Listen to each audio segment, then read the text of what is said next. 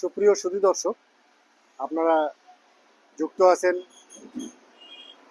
রাজশাহীর কাকনপাড়ার দোচালা দরগার আজকের উপস্থাপনায়। আমরা এই দরগার অর্থাৎ 14 ফুট এবং 12 ফিটের ভেতরে এর মাপ রয়েছে 11 ফিট দৈর্ঘ্য। এই দোচালার বহির অংশগুলি সম্পর্কে আপনাদেরকে আমরা একটি সংক্ষিপ্ত ধারণা দিয়েছি। এখন আমরা আপনাদেরকে এই দরগার ভেতরের অংশের সঙ্গে আমরা যুক্ত করছি, আপনাদেরকে উপস্থাপন করছি এই দোচালা দরগার ভেতরের অংশটি।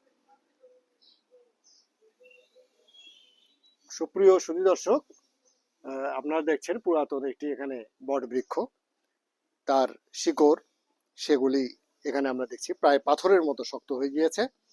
আমরা এখানে উঠছি গাছের গোড়াটি দিয়ে। এখানে হয়তো একসময় সিঁড়ি ছিল, কিন্তু বর্তমান সময়ে সেটি নাই।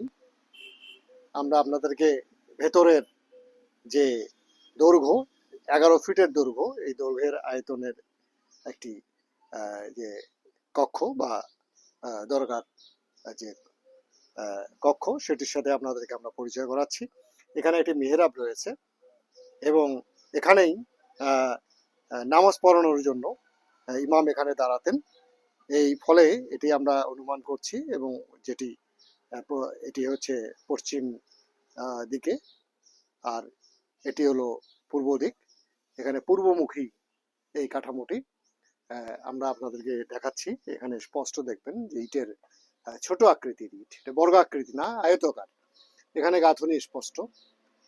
এইগুলি ছিল মুঘল আমলের, সুলতানি আমলের এবং ঔপনিবেশিক শাসন আমলের এই ধরনের ইটের প্রচলন ছিল।